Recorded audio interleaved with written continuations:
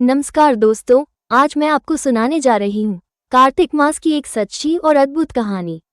एक ऐसी कहानी जो बताती है कि भक्ति सच्चे मन से की जाए तो भगवान खुद सामने आ जाते हैं। तो वीडियो को आखिर तक जरूर सुनना, क्योंकि अंत में जो सीख मिलेगी वो आपकी जिंदगी बदल देगी। कनकपुर गांव में एक किसान रामप्रसाद रहता था। उसके साथ थी उसकी पत्नी आशा और माँ सुखवंती। रामप्रसाद बहुत सीधा सादा और मेहनती इंसान था, पर उसकी माँ सुखवंती बहुत तेज और गुस्से वाली थी।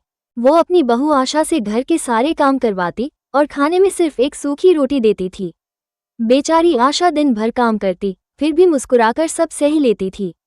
हर रोज दोपहर को वो अपने पति को खाना देने खेत तक जाती, लेकिन खुद बस बची खुची रोटी से ही पेट भर लेती। एक दिन जब उसकी सास कहीं बाहर गई थी, गांव की एक औरत आई और बोली, बहन तू इतनी कमजोर क्यों हो गई है? आशा बोली, नहीं बहन, मैं तो ठीक हूँ। तब वो औरत मुस्कुराई और बोली, मुझसे मत छुपा, मुझे सच्चाई बता दे। आशा ने सब कुछ बता दिया। तब वो औरत बोली, 3 दिन बाद कार्तिक मास शुरू हो रहा है।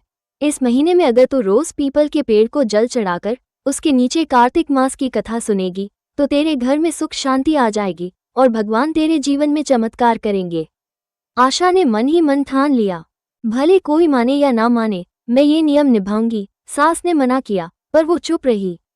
पहले दिन सुबह जल्दी उठकर नहा धोकर वो पीपल के पेड़ के नीचे पहुंची, जल चढ़ाया, कथा सुनी और भक्ति में लीन हो गई।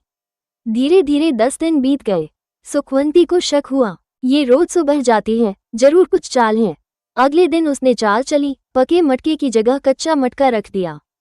सुबह आशा जैसे ही नदी पर पहुंची, मटके से जल भरने लगी, पर मटका फूट गया। आशा रोने लगी, अब मैं पीपल देवता को जल कैसे चढ़ाऊं? वो रोती रोती पीपल के पेड़ के नीचे पहुंची और बोली, हे कार्तिकेय महाराज, आज मेरा नियम टूट गया, मुझे क्षमा करें। तभी पीपल के पेड़ से आवाज आई, बेटी तूने जल नहीं, अपने आंसुओं से मुझे सींचा है, तेरा नियम पूरा हो गया। पेड़ से एक सोने का मटका गिरा। आशा खुशी खुशी घर लौटी। सास ने मटका देखा और बोली, सोने का मटका, कल फिर मांगना उससे एक और मटका। दूसरे दिन आशा फिर पीपल के पास गई और सब बात बताई। पीपल देवता मुस्कुराए और बोले, आज ले बेटी, ये चांदी का मटका। तीसरे दिन सास बोली, एक और ले आ, इस बार तो पूरा खजाना मिल जाएगा। आशा फिर गई, लेकिन इस बार पीपल देवता ने कहा, तेरी सास का लालच कभी खत्म नहीं होगा, अब ये लो मिट्टी का मटका। घर पहुंचते ही सास चिल्लाई, अरे मिट्टी का मटका, तेरे पीपल देवता के पास बस इतना ही था क्या? आशा कुछ नहीं बोली, बस हर दिन उसी मिट्टी के मटके से जल चढ़ाती रही। कार्तिक मास खत्म हुआ। एक दिन सुखवंती ने पुराने मटके निकाले और देखा कि तीनों खरे सोने के बन गए थे।